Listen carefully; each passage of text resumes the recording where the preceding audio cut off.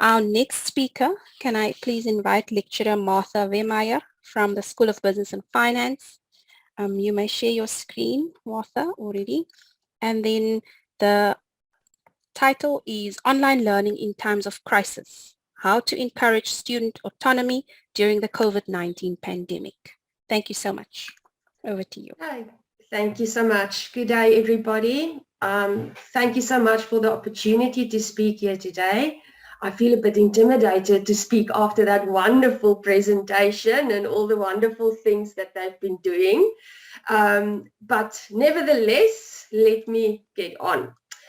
Okay, so my topic for today is online learning in times of crisis and how to encourage student autonomy during the COVID-19 pandemic. So I will be discussing just a brief introduction. Why was it or is it a time of crisis? What is student autonomy and why is it important? Guidelines to encourage student autonomy and Ecomba page design. And then I have a few final remarks that I would like to share with you. Okay, so firstly, just to introduce myself, my name is Martha Wehmeyer. There's my email address if you like to chat, mwmeyer@gwc.ac.za. I am a lecturer, accounting and finance at School of Business and Finance, and I think that the important thing to share is that when COVID started in 2020, I've only been lecturing for a year. So I started in the beginning of 2019, and the lecturing environment, I felt like I just got used to everything and then everything changed again. So for me, that was one of the reasons why it was a time of crisis in my life. And then on the 16th of March, we got an email from Professor Vivian Lavakia saying the academic program will continue unless consultation with the Minister, Dr. Bladen Zimande, suggests otherwise. Where possible, lectures can go online. And then I got a fright and I thought to myself, how am I going to do this? Because prior to 16 March, my lectures were predominantly, or not just predominantly, all my lectures were face-to-face. And then I asked myself, what now, how now, and by when? Okay, so I need to prepare for this. And then further down the email from Professor Vivian Lavac, it said, recess will start on Thursday, 19 March, and will continue until after Easter. Classes will resume on 14 April. So that was my due date. And I knew I had to start learning a lot of skills here to make this possible. Now, just a bit of background on the courses that I lecture, predominantly postgraduate diploma in finance and in management. So the students that I engage with, they are working students. They are not full-time students, so it's part-time.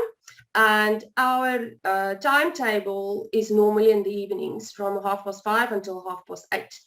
So that was also, I kept to the timetable because that's also the time that they are available for lectures, but I'll get into that just a bit later. I just wanted to give some background on the type of student that I had to engage with. So it's not full-time students at all. So then I asked myself, how am I going to get them to be involved? If I was so unsure about how to go forward, how unsure must they be? They would not know where to start, what to do, and what's expected of them. Because prior to that, it was a face-to-face lecture, and I communicated with them once a week in the evening lecture. So then I read up a bit and I got to the term of student autonomy, and I thought, how will I be able to incorporate that in this online environment? So just a few quotes on student autonomy. It's the ability to take charge of one's own learning. It's the faculty of disconnection, crucial consideration, decision-making, and self-regulating action. the condition where an individual is completely responsible for all the choices concerned with his learning and the process involved in carrying out those decisions. The willingness to take control of an individual's own learning based on his own needs and purposes. And then finally, the acknowledgement of the rights of students inside educational systems. And I realized that maybe just by giving the students a bit of responsibility, apart from just passing their assessments, will help them also on this online journey. Because for all of us, it was a new thing, totally new thing. And I love this quote by Albert Einstein that said, "I never teach my pupils, I only attempt to provide the conditions in which they can learn." So for me, this online environment, I also had to structure to provide the conditions for my students to learn. Okay, so just on a practical level, a few guidelines to encourage student autonomy. Firstly, to set a clear learning path. So what's the tool on Ecomba that we can use to do that is to use the lessons pages. Secondly, to encourage self-assessment of student progress. Okay, so what's the tools that we can use? And I will show these to you just now when I share my Ecomba pages with you, is to create weekly checklists, set prerequisite activities with a reward. Now, the reason why I'm saying that we need to set a reward is that I realize that students, they will not necessarily do a task if they're either not going to get a mark for it or getting something out of it. They'll rather just leave it and catch up later. Okay, so I had to do or be a bit creative getting these students involved because it's part-time students, and being myself a part-time student at a stage, I know that procrastination is sometimes unavoidable. So I had to engage these students so that they are working throughout the semester and not leaving everything just before an assessment is due. So that's where the reward thing came in. Then thirdly, to provide students with options. So nice option on Ecomba is to create joinable groups where students can join the group themselves. Then fourthly, to ask for student opinions, and that we can use the forum discussions. And then fifthly, always provide feedback on activities or assessments. Martha, you have 2 minutes left. Oh my goodness. Okay, sorry.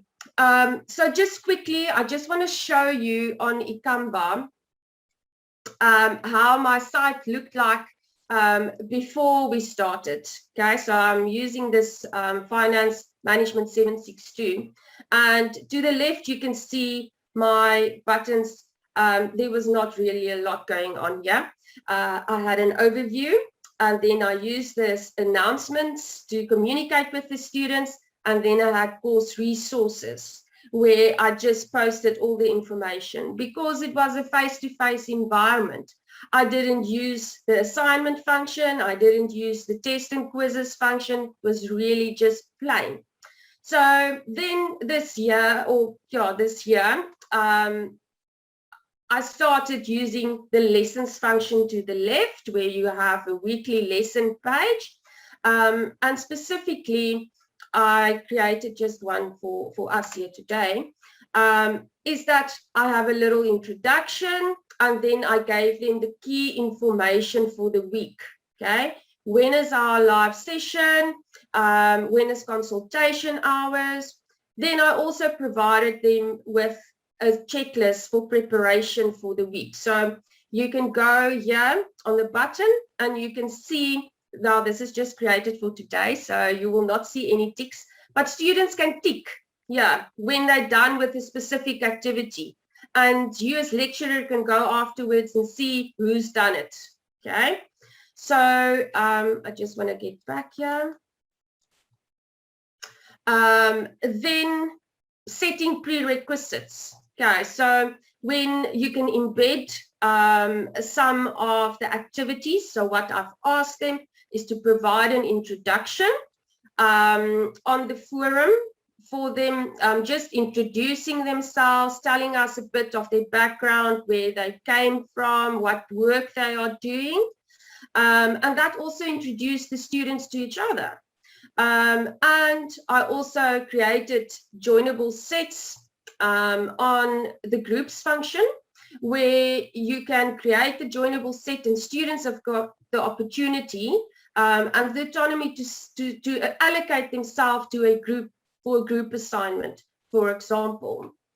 And then I made both of these activities prerequisites. So they had to do that. And the reward I gave them was here at the bottom. It says here that it has prerequisites. And the reward in this instance was a solutions to the end of chapter questions of chapter 2, for example. So they had to go and use the forum to introduce themselves. They had to allocate them to a group for the group assignment. And then I rewarded them with the answers to the end of chapter questions. Then also after the prerequisites, I provided them with the resources for the week. So they had the presentation slides. We had our live lecture according to the timetable. I did that on Zoom, and I've embedded the video of the lecture for those students that could not attend the live lecture. They can download and view it afterwards themselves. And then I provide them with a bit of other documentation or a video for self-enrichment. Okay, so that is what my Ecomba page is looking like now in comparison with what it looked like initially. I know it's not perfect, but we're getting there. Every time I find something new, I try it. If it's working, I incorporate it. So just two final remarks. Firstly, an autonomous student has a sense of ownership of the learning process. And I believe that that is very important for them to also take the responsibility of their own learning process and not just ask us to do everything for them. Especially in this online environment where everything was new for the students and for us as lecturers. And for us as lecturers, we need to trust that the students will make the right decision and act in their own best academic interest, because we can just create that environment. So we cannot force them to engage, but at least we can make it as easy as possible for them. Thank you very much, so much. Martha.